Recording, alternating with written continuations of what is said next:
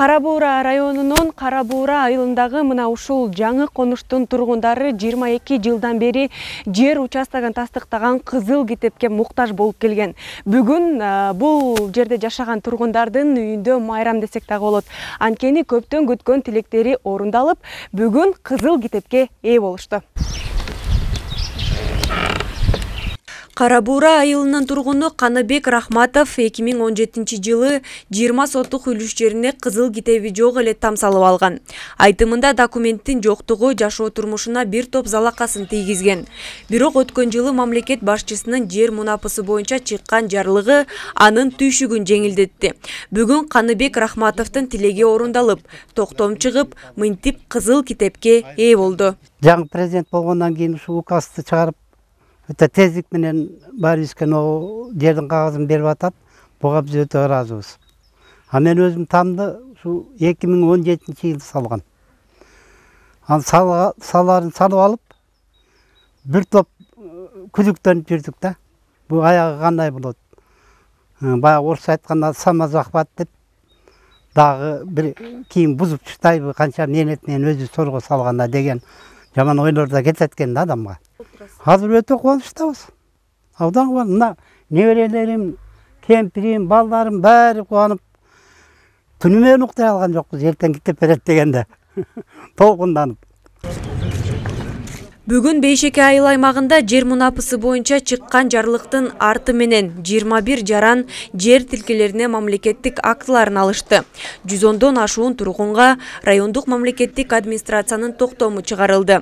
22 жылдан бери документтин жоктугунан бир топ көйгөйлөргө дуушар болуп келген тургундардын эми маселеси биротоло чечилди. 2002 жылы бөлүнгөн бизге участок болуп.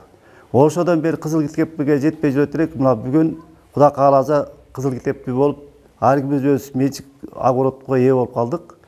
Биздин президентибиз Садыр Нуржоевго чын жүрөктөн ушу элибиздин атынан, Кара Буура үй бүлөм атынан ыраазычылык билдиребиз.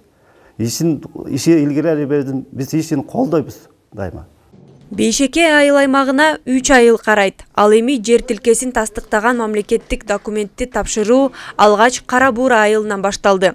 Эми жакынкы күндөрү дагы кезекте турган жарандарга кызыл китептер тапшырылат. Бизде Кара Суу айылында дагы бир МТФ бар. Мурун ушинтип госа айыл өкмөтүнүн токтому менен баягы жарандар ушул жерге жашап калып калганда, ал жерде трансформация болбой калган. Анан мынакей бардыгы биргеликте трансформация болуп, ал жерде 16 киши катталган. Ал жерге турак жай бар, салынып калган, бирок болгону госакты алган эмес да. Жай жерине жайланышып калганда байланыштуу трансформация жакында болду. Ал кишилерге да жакында госак тапшырабыз. Учурда жер мунапысына кирген турак жайларга документ алуу боюнча арыздарды кабыл алуу уланууда. Ал үчүн ар бир райондогу мамлекеттик администрацияда атайын түзүлгөн комиссия иштеп жатат. Кара Буура району боюнча жалпысынан 505 арыз келип түшкөн. Учурда 162 жаранга райондук мамлекеттик администрациянын чечимин чыгарып, кызыл китептер даярдалды. Бул боюнча комиссия өзүнүн жумушун токтотпойт.